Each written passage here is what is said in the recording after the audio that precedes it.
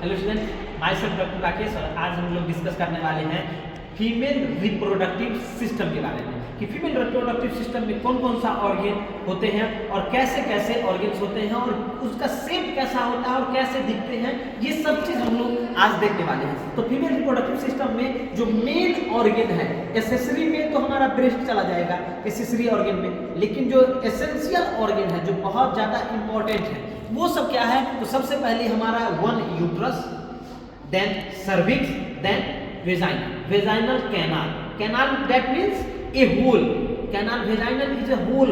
Then हम लोग समझते हैं कि दो ओवरी होते हैं।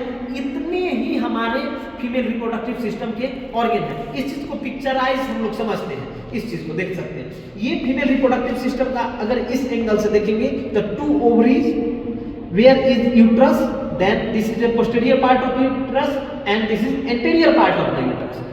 This is a vaginal canal. This is a vaginal canal. Vaginal canal means the, अगर vaginal canal का हम लोग लेंथ देखेंगे तो अप्रॉक्स 10 सेंटीमीटर, 10 सेंटीमीटर क्या है, वेजाइनल कैनाल की लेंथ है, जिसमें 7 सेंटीमीटर एंटीरियर कैनाल और 3 सेंटीमीटर पोस्टीरियर कैनाल।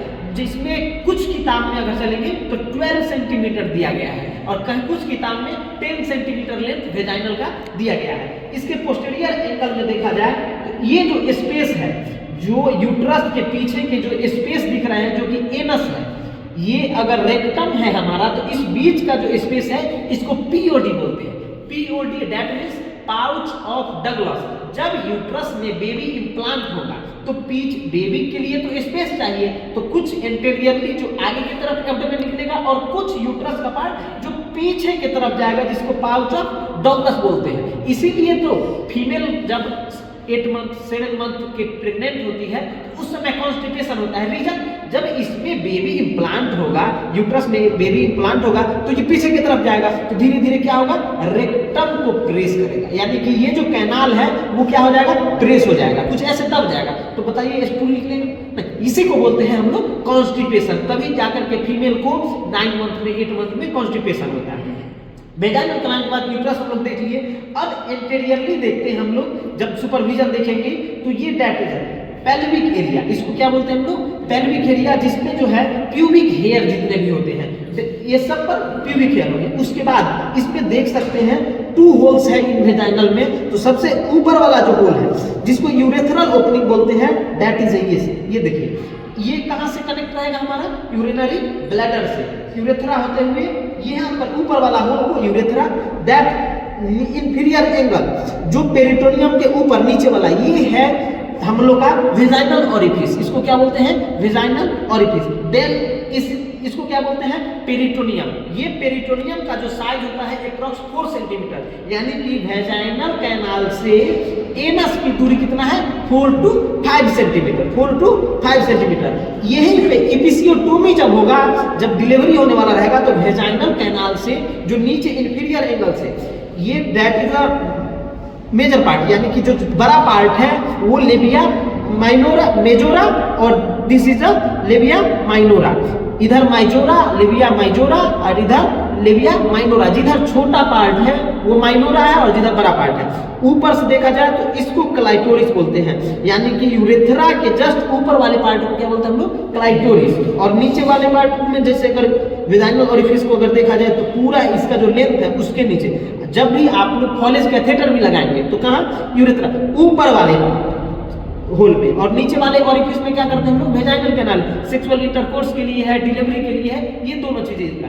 उसके बाद नीचे देखेंगे तो ये एनस का ओपनिंग है, देख सकते हैं नीचे का एनस का ओपनिंग रेक्टम के स्टाइल में इसको अरेंज किया गया है, तो इसको क्या बोलते हैं हम लोग, एनस बोलते हैं। ये हम लोग समझे अगर फीमेल रिप्रोडक्टिव सिस्टम के बारे में। और साथ में एसेसरी ऑर्गन में देखेंगे तो एक ब्रेस्ट, दोनों फीमेल में 2 ब्रेस्ट होते हैं।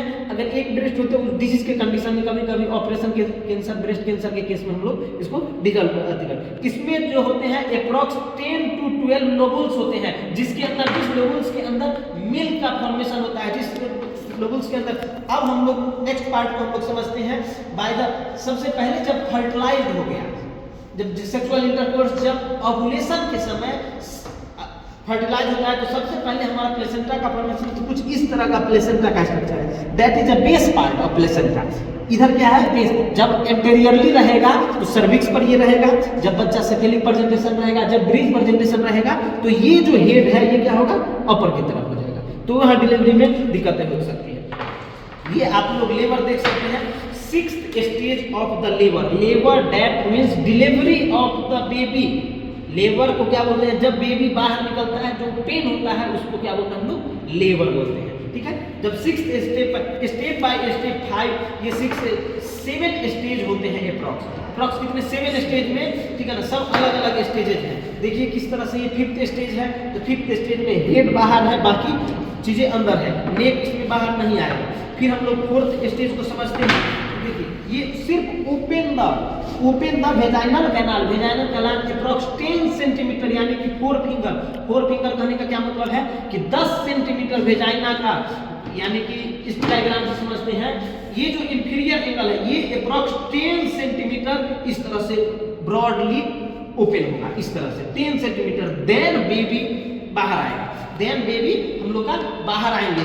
ये है 3rd स्टेज को समझिए, ये देखिए opening of the vaginal start हो गया है, क्या है ओपनिंग ऑफ द, इसको क्या बोलते हैं 3rd स्टेज बोलते हैं। बेबी अब हमारा सर्विक्स तक आ चुका है, बेबी सर्विक्स और वेजाइनल कैनाल तक आ चुका है, ये देखिए सर्विक्स के इंटरनल सर्विक्स तक है 2nd स्टेज में, और 1st स्टेज में ऑस के पास, ये देखिए तो ये प्लेसेंटा के मेम्ब्रेन को होते हुए इंटरनल ऑस तक है, जबकि यहाँ पर ये वेजाइनल कैनाल में अभी नहीं आया है। तो ये हमारा ऑब्स्टेट्रिक का था, साथ में ये सब देख सकते हैं month by month, week by week किस तरह से अरेंज किया गया है। हम लोग नेक्स्ट वीडियो में और भी डिटेल देखेंगे इसके बारे में, तब तक के लिए धन्यवाद। मेल रिप्रोडक्टिव सिस्टम भी देखेंगे और फीमेल में और भी चीजें जो बच गई है नेक्स्ट टाइम देखेंगे, तब तक के लिए धन्यवाद।